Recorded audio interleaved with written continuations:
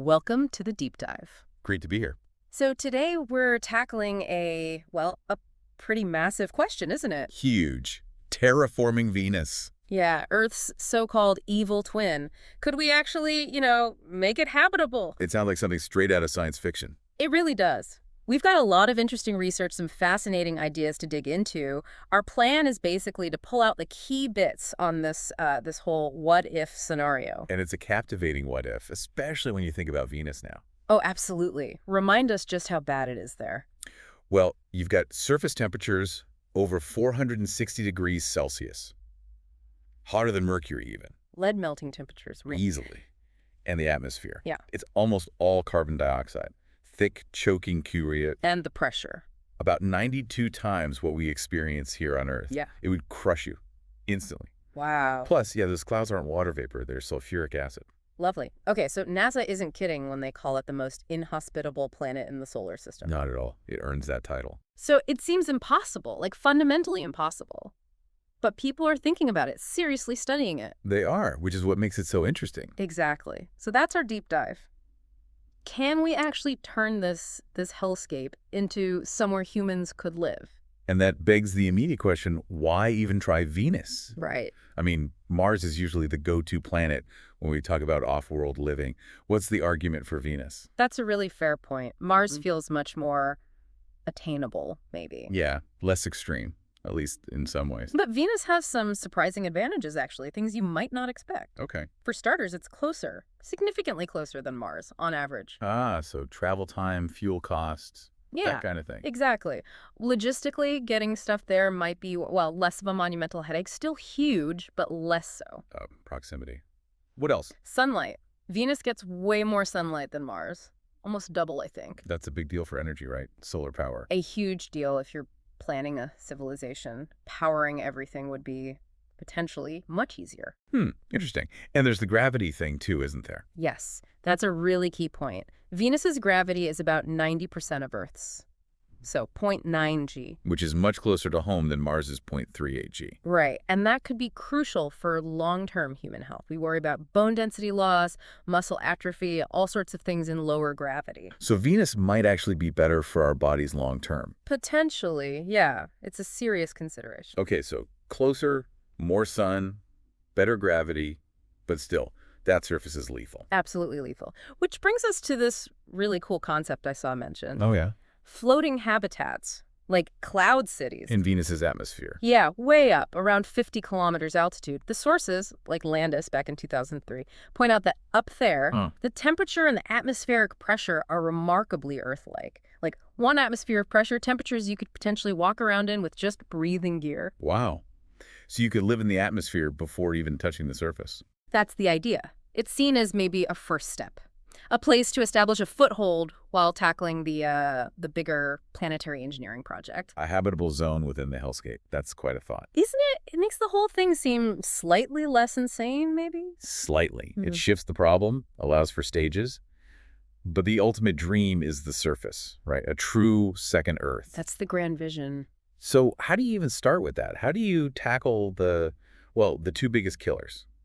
The heat and that co-Euro blanket. Okay, yeah. The big challenges, cooling it down is obviously priority one. Now, one of the major proposals involves, giant mirrors in space. big sunshades. Exactly. Huge reflective structures, maybe orbiting at the L1 Lagrange point between Venus and the sun.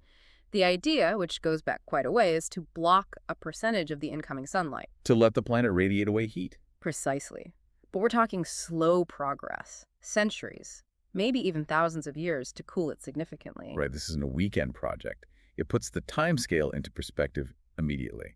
Definitely geological time frame. Okay, so you cool it slowly, but you still have that atmosphere, 96.5% carbon dioxide, trapping whatever heat gets through. Yeah, the runaway greenhouse effect. You have to deal with the TO directly. How?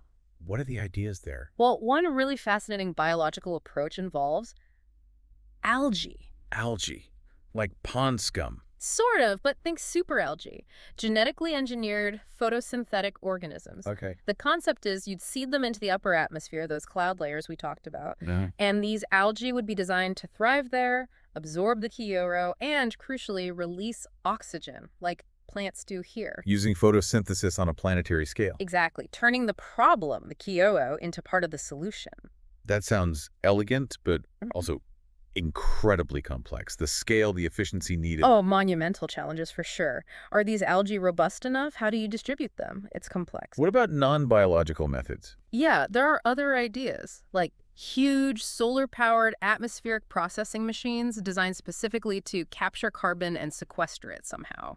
Industrial scale carbon capture. Right. Or even more dramatic ideas like bombarding the planet with asteroids rich in magnesium or calcium. To react with the Teuros and lock it up in carbonates. That's the theory, triggering chemical reactions on a massive scale. Okay, the engineering required for any of these is just mind-boggling. Completely. And let's say you manage the temperature and the two O's, there's still another fundamental problem, isn't there? The magnetic field, or lack thereof. Right. Earth has a global magnetic field that shields us from dangerous solar wind and cosmic radiation. Venus doesn't. Which means any new atmosphere you create could just get stripped away over time by the sun. Exactly. And the radiation environment on the surface would still be pretty harsh. So how do you solve that? You can't just restart a planetary core. Well, no, but there's an idea explored in a NASA study a few years back of creating an artificial magnetic shield. An artificial one, how? The concept involves placing a huge magnetic dipole shield, maybe a massive superconducting loop out in space at that L1 Lagrange point again. So it would sit between Venus and the sun? And deflect the solar wind away from the planet, acting like a protective magnetic bubble? Wow. So we're talking giant space mirrors, atmospheric algae farms, and an artificial planetary magnetosphere. Pretty much sums up the ambition level, yeah. It's planetary engineering on a scale we can barely comprehend. Let's pause on that. The sheer scale. What are the biggest hurdles?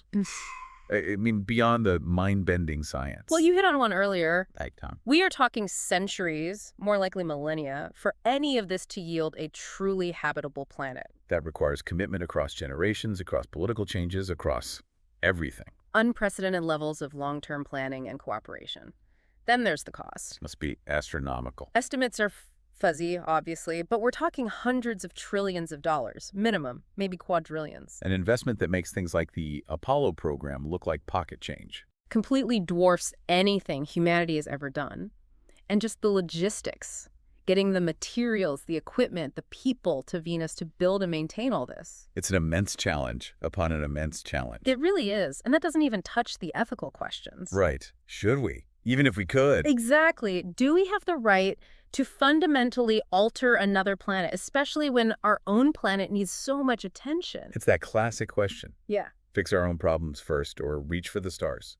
Or maybe they're connected. It's a deep question. One source framed it really well. Are we becoming like gods reshaping worlds, or are we just cosmic vandals playing with fire we don't understand? That puts it starkly.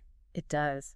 But okay, let's set aside the hurdles and the ethics for just a moment. Let's dream a bit. Yeah. If this somehow worked, centuries or millennia from now, what does that green Venus' actually look like? Oh, you'd hope for a planet where that thick, crushing atmosphere is gone, replaced by something breathable, nitrogen and oxygen. Right. Where the temperature has dropped enough for liquid water to exist on the surface. Right. Maybe shallow oceans, seas. Wow, oceans on Venus. Yeah. Maybe those floating cities we talked about are still there. Maybe they've become hubs connecting to surface settlements. You'd see landscapes under that slightly dimmer but still powerful sunlight. Greening landscapes, farms. You'd hope so. Yeah. Ecosystems taking hold. Agriculture powered by that abundant solar energy. It's the vision of a second Earth, really.